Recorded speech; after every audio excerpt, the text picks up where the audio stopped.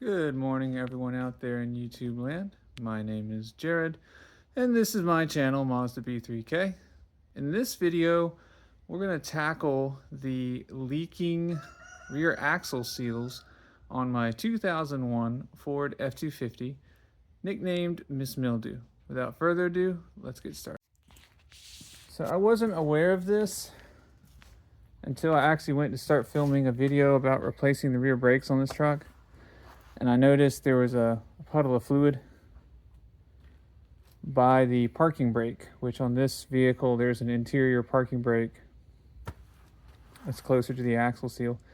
And I realized that the axle seal had to be leaking. That's the only thing it could have been, because it wasn't brake fluid. And so I want to get on that before it gets worse. So here we are. Now, first thing you need to do is get her up in the air. I lifted by the rear differential. It's a good solid lifting point. Then as you can see, I got some bigger jacks out. These Daytona 6 tons. I like them because they have a safety key. And no, I don't have the cotter through it, but I don't expect this to be going anywhere either. So get these up on jack stands on the rear axle tube. Yeah, this should be nice and solid. It's not going to go anywhere. Gets us in the air. Gives us that measure of safety and security. Don't try to do this off a jack, kids. That's how people die. Pinned under vehicles. So with that out of the way, we need to take off our beauty ring here. Let's kind of get in there. Pry that off. In case you didn't see it, there's a little insert where you can get a tool in there. I think the actual original tool is on the end of the lug wrench. It's got a little beveled end that you shove in here to pop it off. But get that off. We are faced with these lugs. There's 8 of them. I want to say they are a 21 millimeter. I got to go double check. It might be a 3/4 SAE. In 2001, this truck was mostly in metric, but there were still a couple of holdovers hither and thither that were in SAE. Let's get this off, and then let's see if we're leaking on this side, because the leak I found was on the other side. So I'm going to presume that we're leaking on this side, or if not, we're going to be soon. So I'm going to go ahead and do both sides. So it's a 21 millimeter. I'm going to use an impact driver on this, and it's very loud. So I might, film 1 or 2 of these, but I'm pretty sure these have never been off since the guys changed the tires and they used an air tool and they made it way too tight. Oh, that wasn't too bad. Okay, this won't be bad. But make sure if you're using an impact tool, put some hearing protection in. It'll be handy anytime you gotta bust loose with an impact, because they get loud. So I'm gonna finish this. We're gonna get this tire off, and we're gonna see what's behind door number 1. Pro tip here, throw your lugs in your little beauty cover. That way they can't run away on you. Now when you go to take your tire off, it might be a little stuck. Just deliver the swift kick of authority.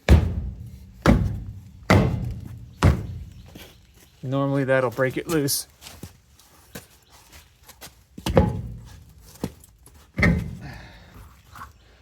Almost there.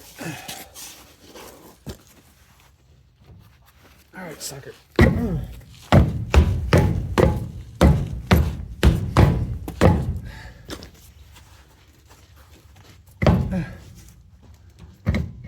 Oh, do be careful when you're doing that. I noticed that I've made some of these threads unhappy. Okay, I've made them a lot unhappy. So be careful when you're doing the kicks of justice. I'm going to run the lugs through them again, make sure it's still okay.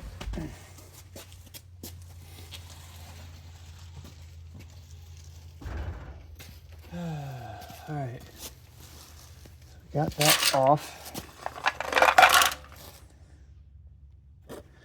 This is what I mean. I hit it too hard. So I may have potentially jammed up the threads here. I'm gonna have to run the lugs through again, make sure that we're okay. So next thing that needs to happen is we need to take the loaded caliper off. That is this assembly here that my hand is on. And that's going to be, oh, camera's not quite capturing it. Let me zoom out. It's going to be this guy here, this guy here. I think they are 14 millimeter. So I lied. It's a 12 millimeter, not a 14. Ugh. Okay, that wasn't too bad. But this guy, well, let's see. Yeah, I'm gonna go switch to a wrench because the parking brake cable's in the way. All right, this 12 is gonna need a little bit of persuasion. So we're gonna persuade it a little bit. There, it's nice and persuaded. All right. So, get this top one out first because it's got the parking brake in the way. And we'll get this guy out down here.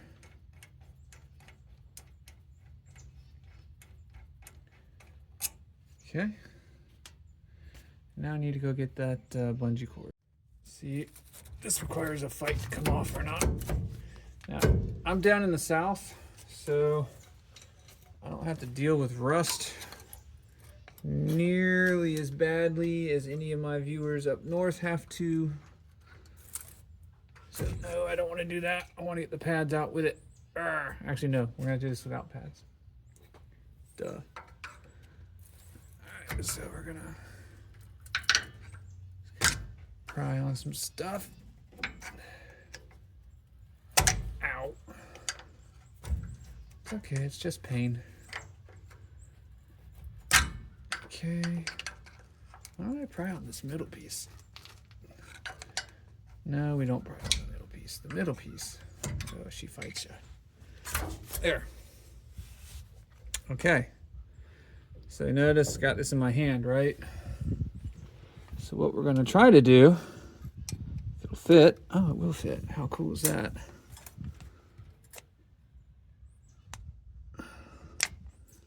Is we'll use, come on, get in there, you know you wanna. There.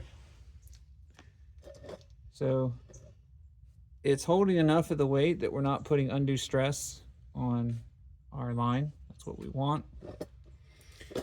So now we look at our pads, and you can see, I'll show you here in a second once I get them out. If it'll come out. Okay, there's the anti-rattle clip. Guess we gotta get this part out as well before we can get eyes on everything, because we gotta take the rotor off. So, and you want to be careful using pry bars and stuff at this point because you could wind up damaging your pad surface. So, as you can see, it really does not need rear brakes. There's a ton of pad back here. These are semi-metallics, and somebody, probably the previous owner, replaced these not that long before I got the truck. This does not need to be replaced.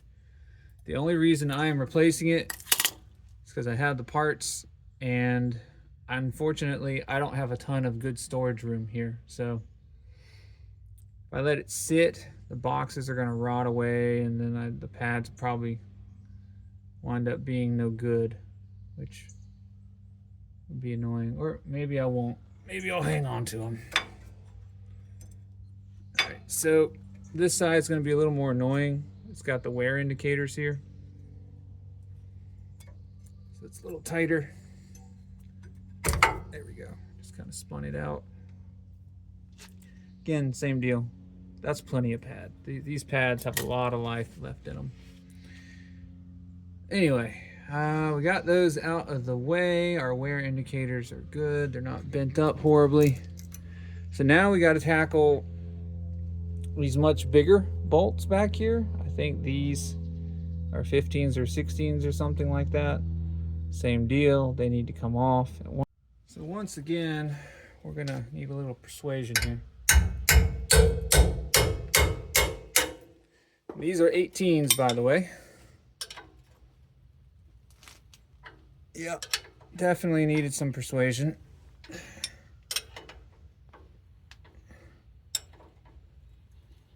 So you probably want an 18 wrench to break it loose, and then switch to a ratchet to help get it out.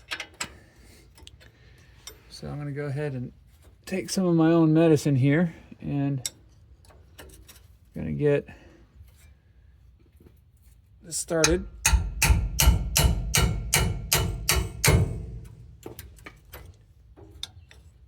It's good if you've got both a wrench and a ratchet, and I don't always follow my own advice here, but if you got to break something loose, use your ratchet. Sorry, use your wrench. Wrench is much more suited for that, and you'll put a lot less strain on the little pawl that's inside of your ratchet. Oh, someone did this right. Look at that. They put copper anti-seize on that. Whoever did this, kudos to you. I like you. Making my life easier.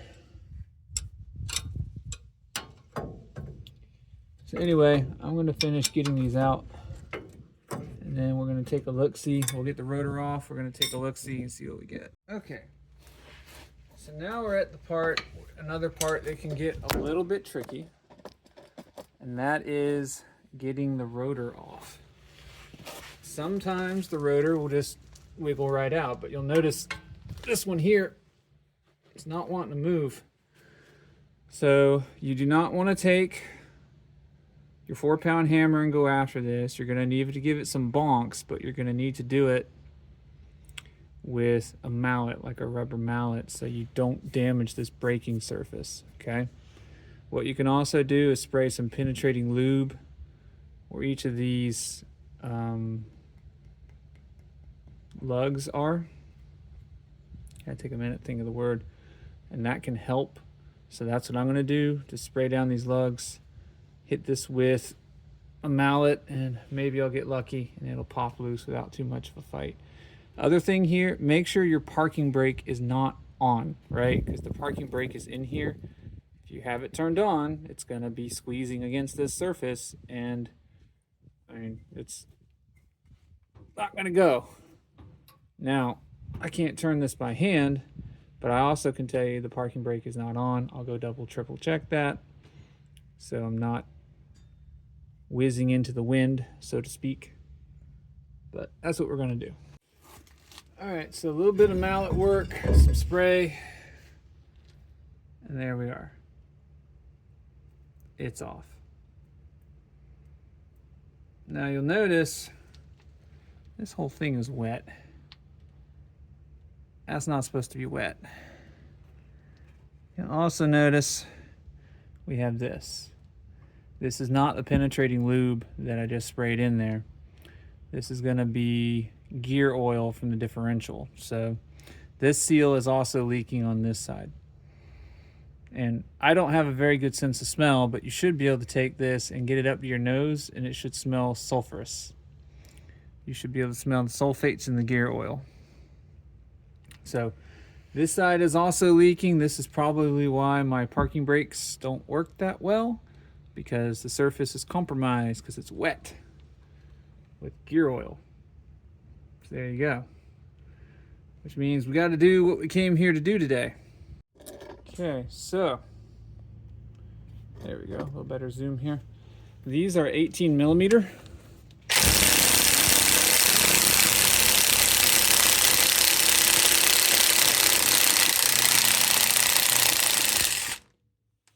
Okay, I need to go put hearing protection back in, because that guy didn't want to go, and this is why. He has blue Loctite, which is not like red Loctite where you basically need heat, but it did its job, held this in. So you're going to do that 7 more times, and then we're going to need to try to pop this guy out. You may have to give him some love too, like give him some hits or whatever. We'll get there when we get there. All right, there we are. Now, before you go any further, before you try to pop this off, you will need some sort of a catch bucket, because odds are when you do get it to pop off that you're going to have some gear oil leak out. So unless you want to make a big mess on the floor, you know, have something here. So this is feeling pretty tight. Oh, there we go. Oh, you guys can't see that. So I've just got a pry bar balanced against the lug, and there we go. Out it goes. And of course it's windy, so the wind is blowing the gear oil everywhere, you know. Just having an outdoor shop thing. The gear oil looks pretty good, as it should, because I serviced it only a few thousand miles ago. So we got to get our half shaft out and stick it somewhere. This is our first, get you zoomed in there. This simple seal here is our first seal. And that one I'm pretty sure was not leaking, because we would have seen something coming from, you know, we would have seen something coming from here, right? And we didn't. So not super worried about that. We'll get this shaft out. We need to clean it and set it somewhere to keep it clean, because as you can see, this goes all the way in. You don't want to be introducing garbage when we go to put this back in. I do have this seal. We are going to replace it. You'll notice, hopefully the camera can show this, but you'll see the seal is flat, like a seal that's been in place for a long time. And before I did my current job, many moons ago, I used to work in a factory, and I built military parts. And when I would get a unit back from the field with lots of sand from Iraq in it, you get a seal like this, you couldn't reuse it. I mean, sometimes you could cheat and put a little bit of lube on it and that would work and make it hold, but generally you had to replace these. So we're going to do that out of an abundance of caution. Same deal here. All right. So we see the funny Wazamahoozer, right? And you see it has these indentations. This is actually your axle nut, is what this is. And there's a special tightening sequence for it. I do know it, and we'll go over it when we get there. But you're gonna need, for a goofy nut, you need a goofy tool. So this is your goofy tool. It's a PT W83008. You'll notice it's got the long nose to center itself in there. And it also has those 4 tabs on it. So it should line up a little something like that. And this is a 1/2 drive. So we'll get on that. We'll pop this out. And once we can do that, we can actually slide the entire hub off. Though when we take the hub off, we do need to be careful. All right, guys, so I got the nut out, but something really, really important that wasn't really documented anywhere, that I just figured out the hard way. The left-hand side, so the driver's side nut, is a counter thread. It's a left-hand thread, which means to loosen it, you turn it to the right, not the left. So I gotten frustrated, and I got my impact on it and made it crazy tight. Fortunately, I was still able to get it out, but take a look. I have damaged where those detents are. So odds are I will be able to reuse this. The threads themselves are okay. But if I can get a replacement, I'm going to. So I'm actually going to go check that real quick. But learn from my mistake. If it's the left-hand side, it's a left-hand thread. So turn it to the right to loosen it. Now the passenger side should be a right-hand thread, which is normal. So righty-tighty, lefty-loosey applies. But learn from that mistake. this should not be a hard nut to get off. You should be able to crank it off with just a regular old ratchet. If you're having to get out breaker bars and stuff, something is wrong. Something is very wrong. All right, but we're now at the point where, as you can see, the hub's ready to come out. Now, if you're up north or something, again, this hub may be kind of sticky to where you need a puller to get it out. I think I'll probably be able to get it out with just a pry bar. But when you pop this out, be careful of your front bearing. It's going to go ploop as well, and you don't want it to fall and get bent, right? We will clean that bearing, and we'll service it a little bit and inspect it, but just be careful of that. I'm going to go see if I can go track down a new axle. All right, here we are. You can see, got the hub off, and the way I did it, I strongly recommend you do not do what I did. Now, it came off clean. The seal stayed with the hub assembly. It did not stay actually on the spindle. But if you look closely, I flirted with disaster there. I've damaged those threads a little bit. I already ran my axle nut all the way down and back. It still turns smoothly, so we're okay. But risky business. So what I wound up doing is I got a pry bar. If I can figure out where my giant pry bar went. It went somewhere.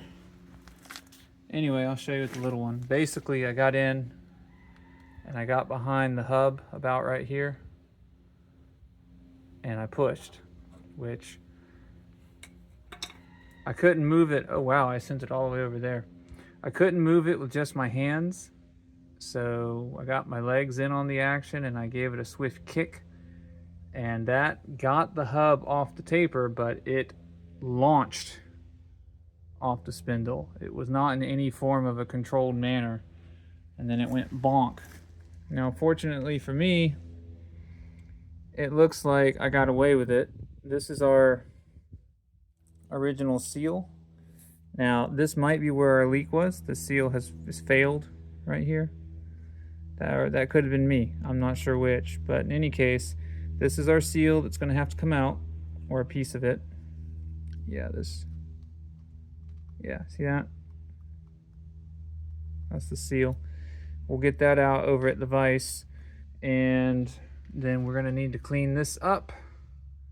We're also going to soak. We're going to inspect and soak our bearing.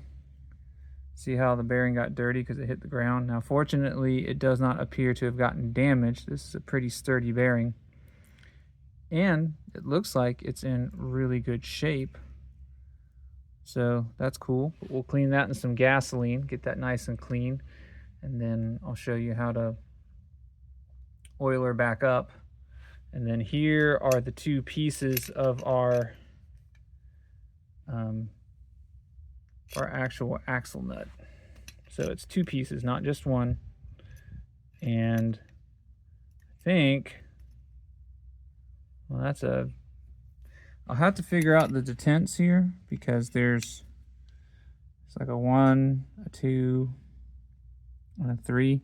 But then the actual tooling is 4. I don't think it matters too much. The key is that this rides over this, right?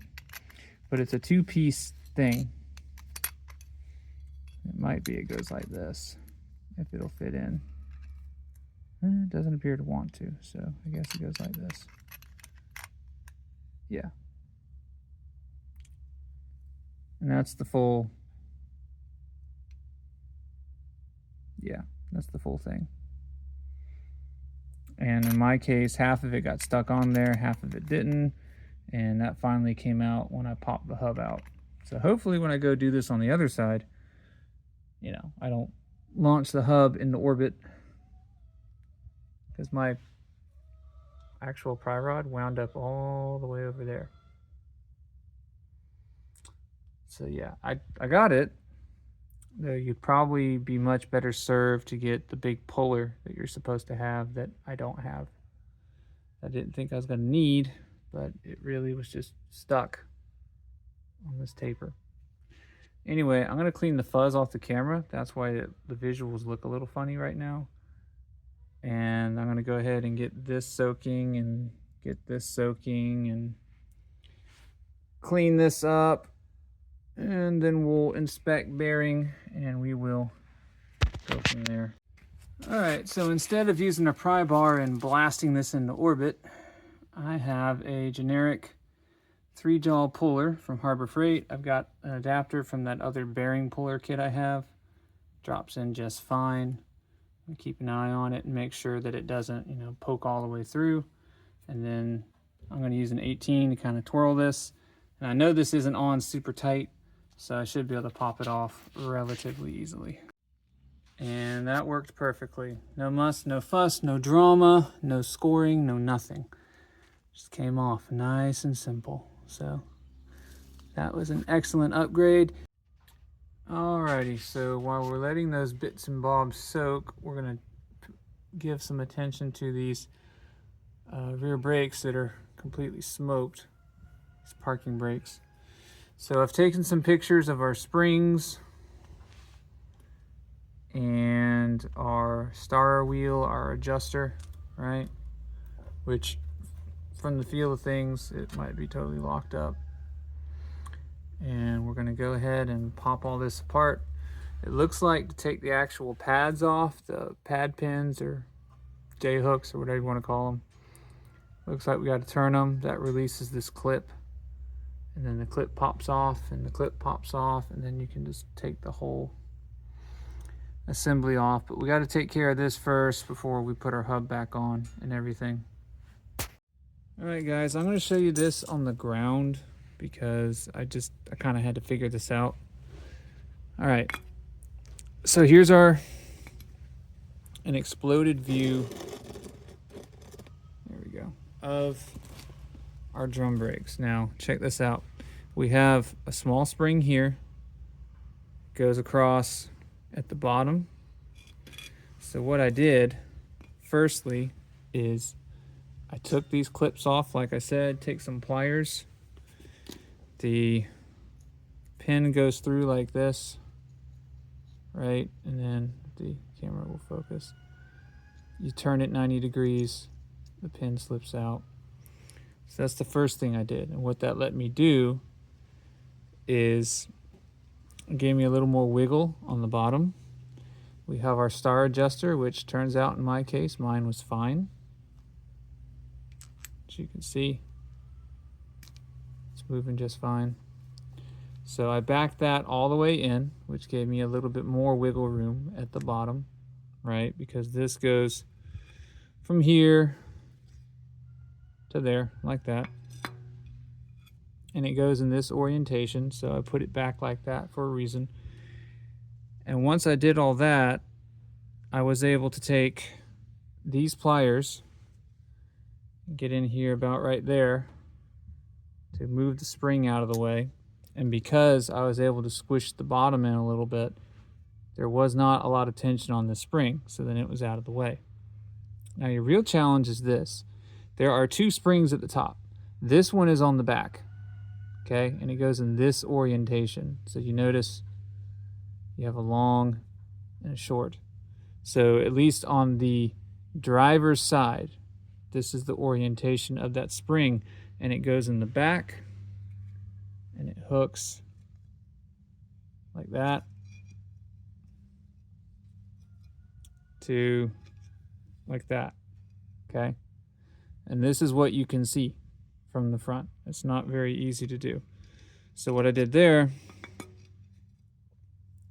is I then took the shoes and I twisted them up because I could, because the pins were out and the spring and the adjuster were out. And what that let me do is then at the top here, I was able to, I'll spin them around here, slide the shoes like that, which let me squish them in quite a bit, which took all the tension off the front spring and back spring that were up here. Because this spring goes across the front like this. Like that. So I took my pliers again. I got the front spring out of the way. And once I got the front spring out of the way, it let me have access to the back spring. This guy. Got him out of the way, and I got it off. Now, all that being said, the way I did it, it's probably not the Ford approved way. It's the way I figured out how to do it. And you need to be extremely careful of your sealing surface, okay? This part right here. You need to be really careful of that. You need to keep it nice and smooth and no gouges. So when you're trying to remove that big back spring, make sure it does not rub on this surface and damage it. So I'll show you here. Still got you on the tripod. But you see that? I don't know if that was my initial leak or that was me. That looks fresh, so that was probably me. That's a gouge, and that's one that I can catch my fingernail on. So most likely that's going to result in a leak once the seal gets a little older. So I'm going to try putting a little RTV there and then putting the seal on. I don't know if that's going to work. I don't know if that's going to make things worse, but I do know that's probably going to cause a leak. So don't do that either. That was probably from my pry bar. Again, you want to have the correct tools for the job because then stuff like that happens. Yeah. I may wind up only doing half of this because if I can't track down a puller tool, then I may not do the other side. I've just had too many close calls with really damaging stuff to the point where I'd be stuck and I need this truck Monday. So anyway, that's how we take all that apart. The springs are kind of grungy, but they're serviceable. I might throw them in the gasoline to clean the grunge off. And our star wheel, again, grungy, but serviceable, rotating fine. And obviously these pads are soaked in gear oil, so they're shot. I do have replacement pads. I do not have a replacement hardware kit, so it is good that all of this stuff is in serviceable condition. And I'm going to throw these in the gasoline and let them soak. And then I'm going to get out my, I guess, the new shoes and figure out how I'm going to get these on, because that rear spring is going to be real interesting to figure out. So this is my parts cleaning tub after running those parts through, and you can see it's gotten kind of black. Gasoline is kind of a yellowy clear color. Well, this isn't anymore. A couple of things when you're using gasoline. It works. It's a fantastic solvent. That's actually what it was used for in the very beginning before we started using internal combustion engines and gasoline for fuels. It was made as a byproduct of making other kinds of oils, and it was used as a cleaner because it's a really good solvent. A couple things about it though. It will cause cancer. The fumes are nasty. You don't want it on your skin unless you have no other choice. So I suggest you use something to fish your stuff out and to kind of rinse it through so you can keep it off your hands. Or put on a pair of like doctor's examination gloves, like some nitrile gloves. That too. So here we are, once we're done here. And if you take a look, this is still the original Timken bearing, which is very cool. And it looks to be in really good shape. I don't see any damage to it from its ejection earlier. So all that looks really good. And when I spin it, I don't hear any really nasty noises or anything, so that's good. Learned that this is needs to be flipped in. All right, folks, back on the case. Got the new shoes here that we're gonna need. I have to, I guess, get some light fix going on here, but These are probably original manufacturer, Bendix. I think Bendix was the OEM for this era of Ford. So it's Bendix BN771. It's got all four in there, but I believe all four are actually identical. So it's not how it normally is with a drum brake setup where one shoe goes on one side, one shoe goes on the other side. All right, so this is how I'm taking care of these pins, is I'm using some locking pliers to get get this compressed in so I can push the pin through. And then I'm just taking another set of pliers, turning it 90 degrees so it'll be locked, and I'm gonna let this go. I made sure that we're locked in up top and lined up, because I think what I'm gonna do is I'm gonna sneak that big big spring in up here, right? And then I think I'm gonna go ahead and hook it on the other shoe, and then I'll use the shoe as my prying point, and then I'm gonna pull the whole shoe over to get it into this point here, which is where it needs to go. Not back here, that's not where that goes. It goes up in here. That is the plan. I have no clue how well that's gonna work, but I'm trying to understand a way I can do this, because normally when you're working on drums, you've got enough spring you can grab onto that you take some locking pliers, you grab on the spring, you know, get a little screwdriver action going on, and you can kind of slide it and pop it in where you need it to go. We don't have that in this situation, so. All right, I figured out how to do this. You will need a pair of clip pliers, 90-degree pliers. And this is how you do it. Install your shoes, right? So get your brake nails, shoe nails, whatever you want to call them. Get them in, get them set. And then what you're going to need to do is have the tops in front of this and bring them together. Bring them together enough that you can run this spring through, okay? Pop it in.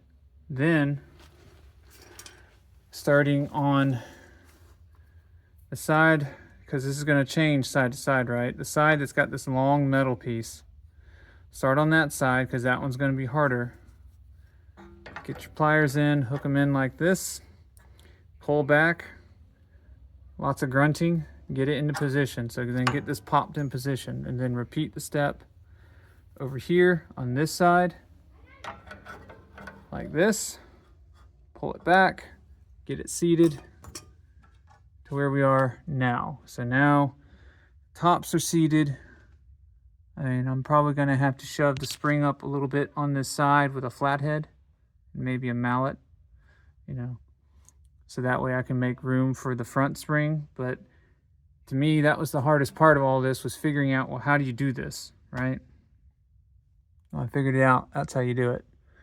So I'll probably bop this around a little bit, try to make sure we're properly seated, but I think we are. I think maybe that side can seat in a little more, or not. But we're seated up top. We'll get that other spring across in the front. And then that leaves us down here where we actually got to spread. Actually, yeah, we need to get the bottom in probably first.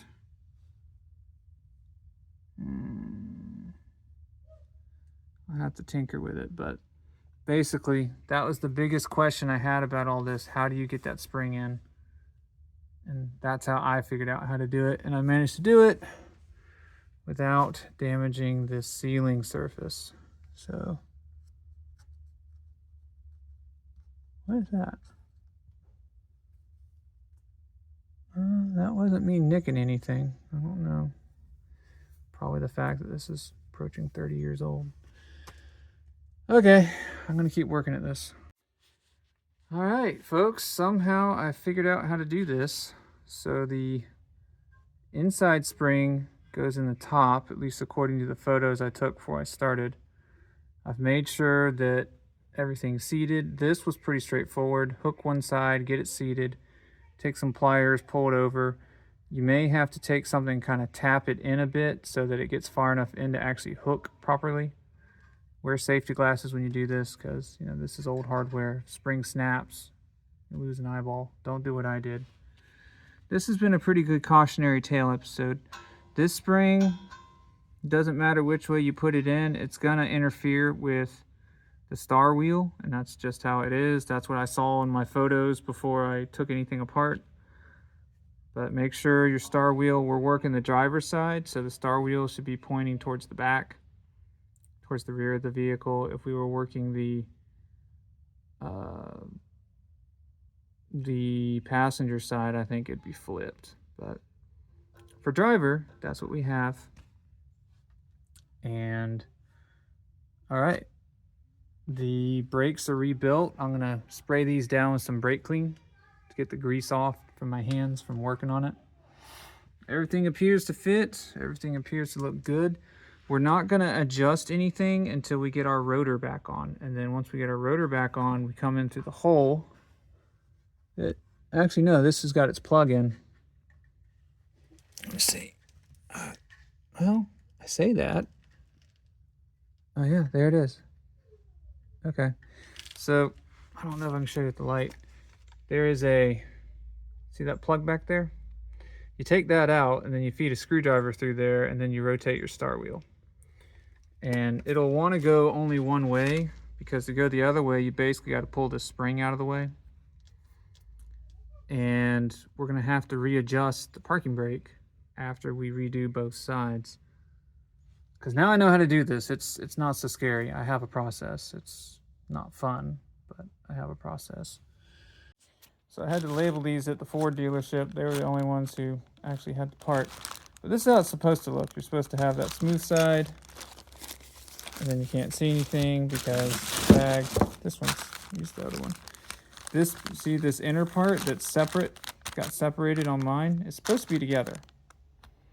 So I trashed that axle nut because I over tightened it. So that's what it's supposed to look like. Brand new.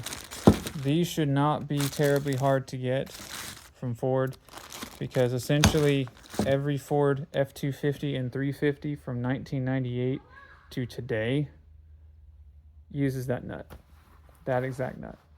And they use a left-hand thread on the driver's side and a standard right-hand thread on the passenger side. So yeah, the original equipment manufacturer, I believe, is Spicer. So if you wanted to track down Spicer part numbers, you could, but these are the Ford ones. I had to pay the Ford tax, but I got them.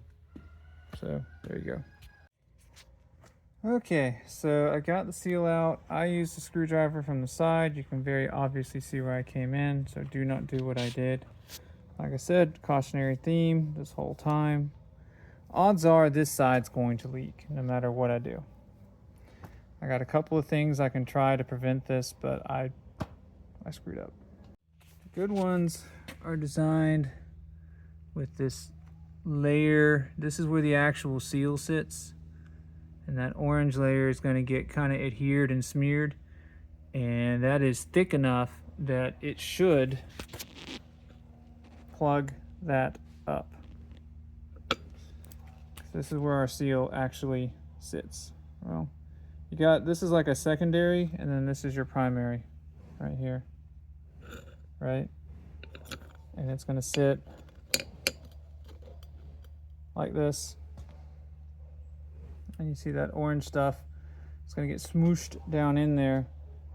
And if we look at what I figured up, it goes all the way down to,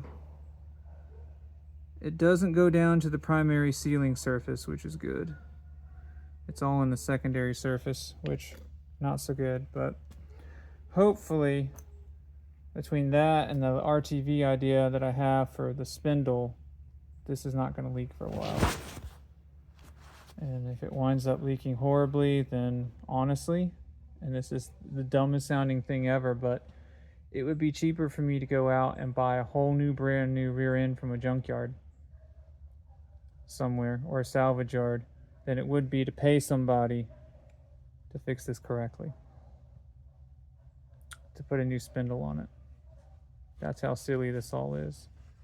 That's how messed up labor is right now, price-wise. But anyway, that's going to sit like this. Don't do what I did. What you should do, and I got impatient. I have one, but I couldn't find it. You get a seal puller tool, put it in the middle, and you give it a good yank, and it'll pop out. I'm going to have to find it or make something like it. Oh, for tomorrow, so I can work on the other side. Because this is it. This is what was bad. This is what was leaking. If you've got gear oil that's been showing up around your parking brake, this is the guy that failed right here. Dang it, I meant to buy that too. I'll have to go buy some gear oil tomorrow. I don't have enough. I've got like a quart. I guess I'm gonna look for that tool. And this is my stopping point today. And I will pick this up tomorrow. All right, seal puller did not work. What I wound up doing is I put it on its side, took a pry bar, so it's got that beveled edge on it, came in like this, popped it out, down, pop, down, pop, down. Well, now you guys can't see it.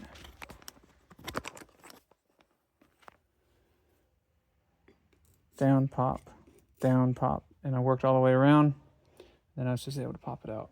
And in this time I did good, and I did not damage any of the sealing surface. So that's really the safest way to go about it if you don't have the right tools, which the seal puller, I guess, is too small. I could not get the job done. Anyway, clean this up, let those soak, and then get the brake parts off, put the new shoes on, and we'll start putting everything back together.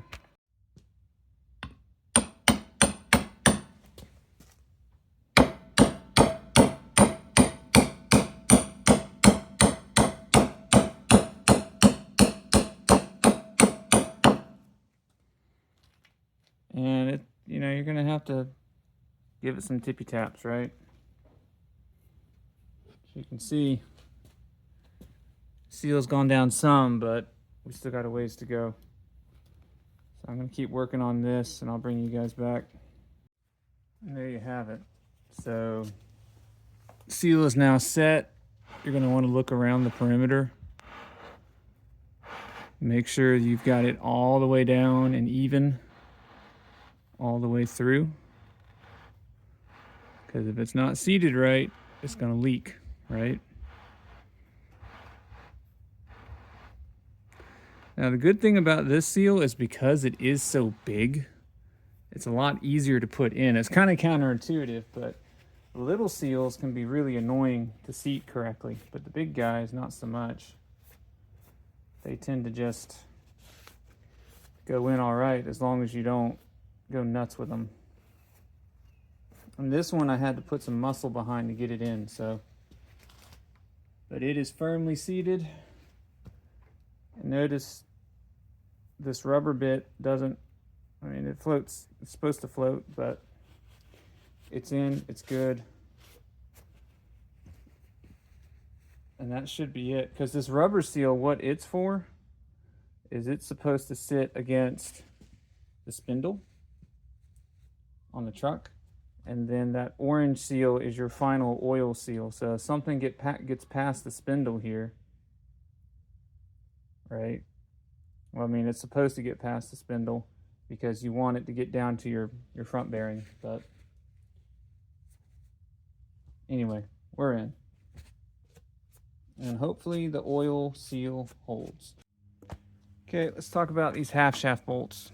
So, long story short, I'm not sure if for 2001 they are torque to yield, but what I am reading is that on some years these are what are called torque to yield bolts, which means they stretch as they torque by design, and you're not supposed to use them again. Well, guess what? I'm using them again. So that means what we have to do is get a wire wheel, clean this thread locker off the tip, get this all cleaned up, and then we're going to need to reapply thread locker whenever we go to put these back in, and just hope the thread locker does the job, because I do not have the time, nor have I sourced the appropriate bolt. So it's letting you know you may need to, if you want to be 100% by the book, you need to go to Ford and get these bolts.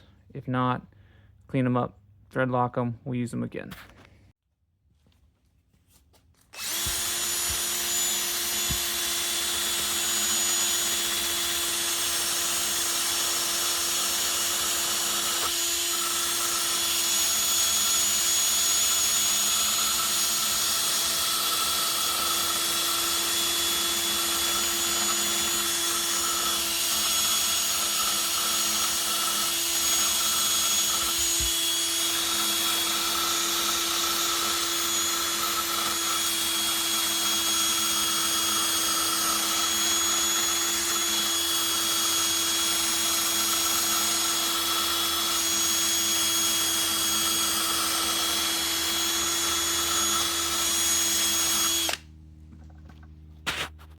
One very, very important thing, people. Don't forget that little bit of fuzz out of there. But don't forget to put your slinger back in. Just like that. Because of that, I just wasted a perfectly good Timken seal that was probably like a $30 seal. Now I have a backup, right? Because I have two. Because doing both sides, may not do both sides today. I would like to, so I can use the parking brake correctly. I've located one at the local parts store, but I'm going to have to pay the parts store tax, so it's going to be 50 bucks instead of 30 bucks. So, moral of the story, don't forget your slinger. It is required. Turns out it's a form of an oil seal. I did some quick research on whether or not I could get away with not having it. Earlier trucks may not have had it, but it was added to later Fords, so Ford figured it must have been needed for something. So make sure you have it. If it's busted, go source the part, get it in there, all right? Okay, so at this point, the hub is ready to go. What I also did off camera is, I'll show it to you real quick, but I replaced this seal right here. It's very, very simple and straightforward to do. Just grease it up with a little gear oil, pop it in. So I went ahead and did that off camera because I'm trying to speed things up. Oh, that's fun. All right, so the hub is ready. Got a good seal in there. I went ahead, now the seal on the inside, this rubber bit, move you over here. This rubber bit on the inside, it already came with some assembly lube in it from the factory. I added some gear oil to it, and we're gonna put some gear oil along here. And as far as that little scratch I did, I'm just sending it. It's not that deep. And I'm gonna trust in the fact that that's a pretty nice seal from Timken to carry the day. So it's gonna be kind of hard to see, but you see the front of the bearing, the back bearing right there? There's a little cavity in front of it. We need to fill that with oil. You can take a syringe, you can attach a vacuum line to something, squeeze it in there. I decided to bite the bullet and buy one of those new squeezy gear oil packs, and I'm just gonna kind of stick the nose in there and fill her up. So that's what I'm gonna do. And then you'll see I'm gonna finish pushing it on to where it needs to sit. And then next step is axle nut. All right, so I wound up, even with the squishy bottle, got a piece of vacuum line that worked out really well. And don't do like I did and grab the wrong stuff. You need, okay, Ford calls for 75, 140, but it seems to only be if you got the 410 rear. I have a 373 rear, and I don't intend to be hauling anywhere near max tow. So even if I filled up with this, as long as it's got the limited slip additive, I should be okay. But I'm only going to use this for the, basically replacing what is seeped out. I'm going to top off the diff with I've got some 75 140, so for what I'm doing, this should work. Anyway, axle nut. So hey, before you go and install that axle nut, you know, don't be an idiot like me and forget to install your front bearing. So front bearing goes in before you put in the axle nut. It is supposed to go in with the taper facing the differential. So the bigger end, the wider end, the back, whatever you want to call it. It is going to be facing you, and the smaller end of the cone is going to be facing inward towards the differential. You're going to slide that sucker back there like so, and make sure that you've already bathed it in differential oil or packed it with assembly grease, however you want to do it.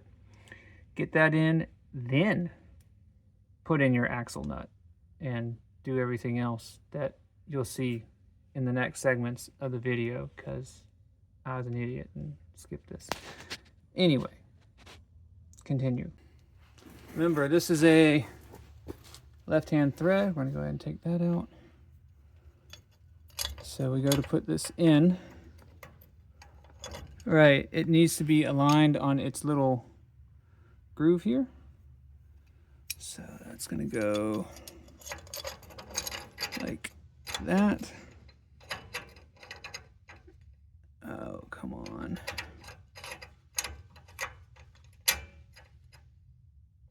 Yeah, this should be tightened.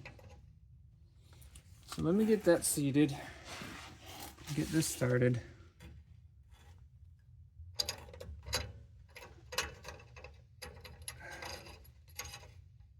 There we go. Now we're going to tighten this to 60 foot-pounds, and you really do kind of need a torque wrench for this, if you can. And then we're going to back it off. If you're doing brand new bearings, you're going to back it off 5 clicks. If you've got used bearings going back in, like I do, you're going to back it off 7 clicks. Okay. But for now, I'm going to try to get this tightened up as much as I can. And then I'll get my goofy tool. Well, actually, at this point, I should be able to use goofy tool. And we want it turning left because we want it to be tightened.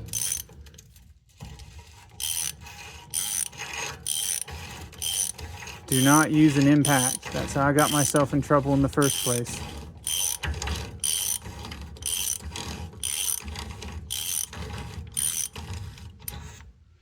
Now, it may get to a point where it's not really going, and this thing is spring-loaded, so you have to kind of lean into it and turn. And once you start feeling it getting snug, that's when your torque wrench come out. All right, for your clicks, you don't want to be pushing in when you click if you want it to actually make the click sound.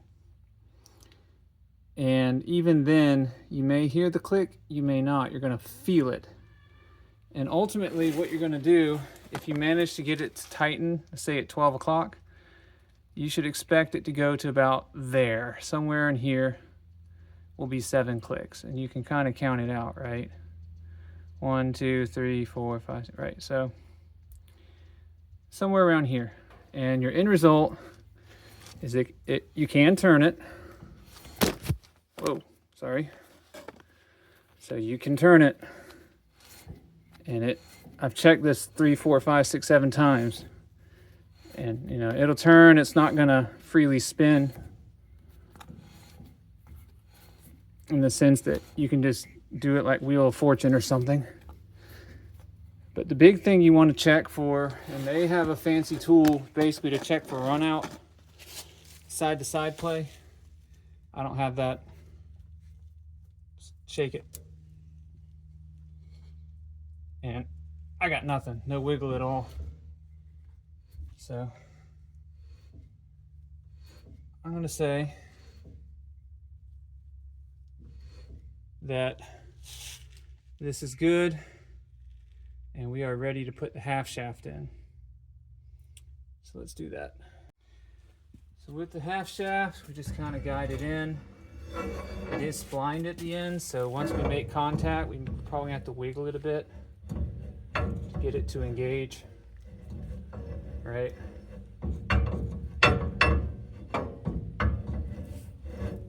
Come on.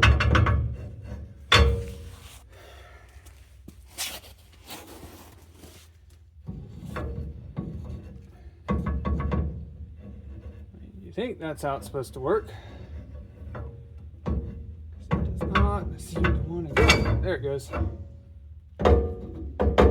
that sort of went. Okay.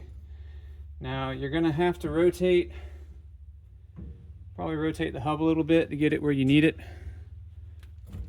before you try to send it home. We're getting caught on the seal.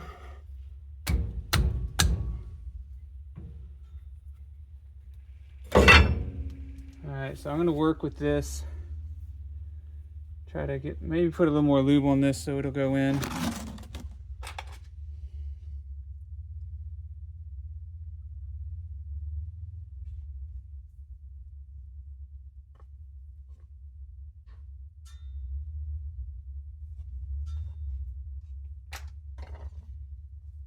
Alright. So, yay. Get some love here.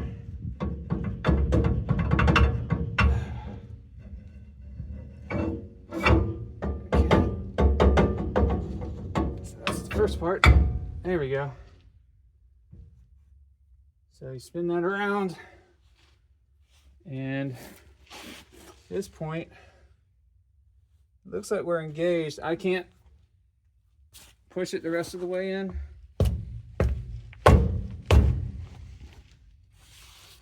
There, that did it.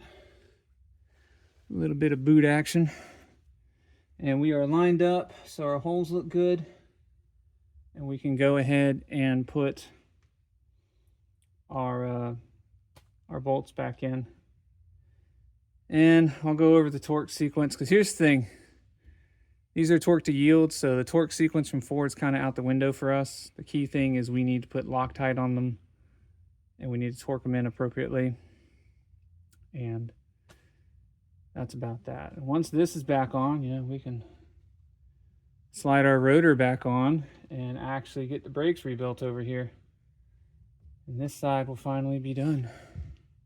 Okay, so when I worked in a factory and we had to Loctite stuff, and we had some screws we had to Loctite or thread lock and some we did not. How they taught us to thread lock was you would take your target, put a little thread lock across the top, go ahead, put it in. All right, and then you're gonna have to spin it in, and this one's fighting me, so I think it was an 18. Yeah.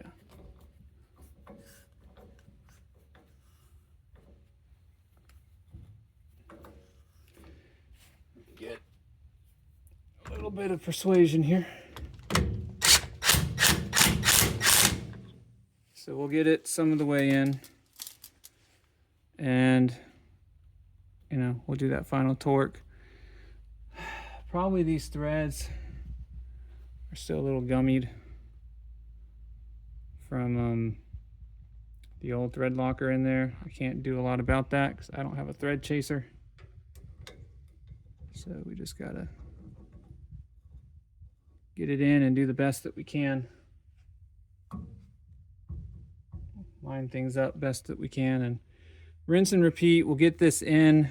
We'll do a final torquing in a star pattern, and that's going to be that. So once you actually get them all seated with your thread lock, do something like this, just a crisscross.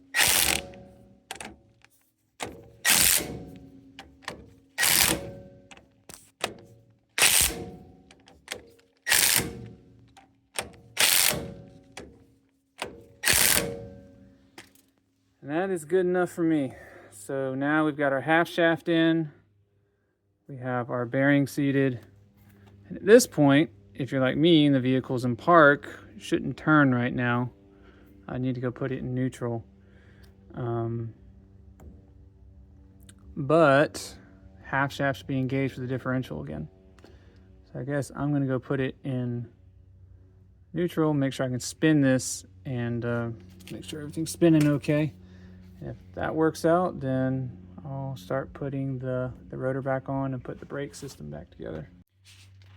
All right, I just went ahead, since this is not a brake video, I just put all the brake stuff back together. And there it is.